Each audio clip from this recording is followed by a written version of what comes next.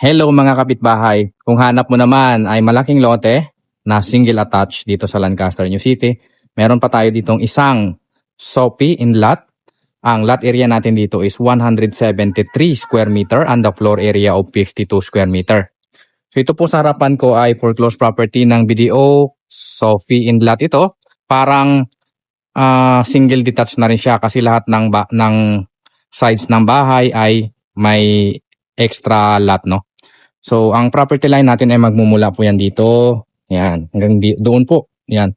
Perimeter po ito at saka end lot.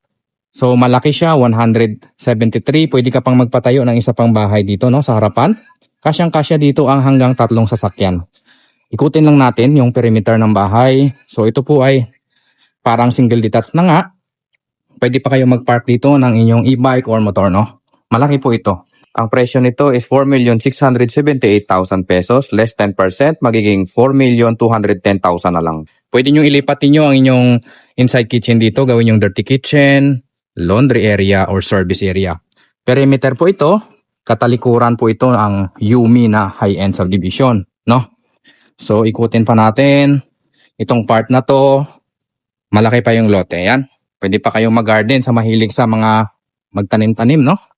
Panalo kayo dito. Perfect kasi 4.6 million lang ang starting bid price natin. Ang mahal na nito pag bumili kayo sa developer, no? Hindi lang basta bahay ang bibilin mo dito. Pagandahin mo na lang yung bahay, extend mo.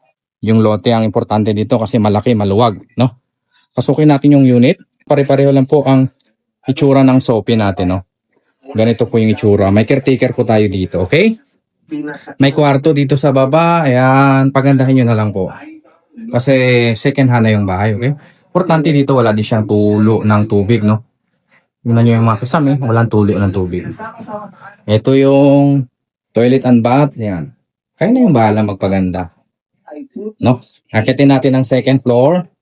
Semento po yan, yung ating hagdanan. Wala tayong tiles dito, ha?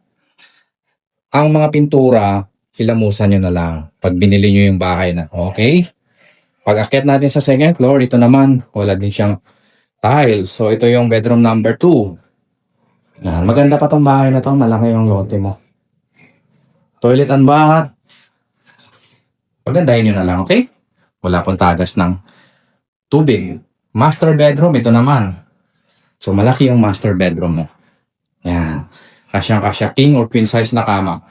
Pag nag-viewing kayo dito, ma-appreciate nyo po ang laki ng lote na to. At isa pa, dahil ang likod nito is perimeter, high-end na village yan. Yan po tinatayo doon banda yung Uniqlo dito sa General Trias. Yumi po yan, high-end village. Okay?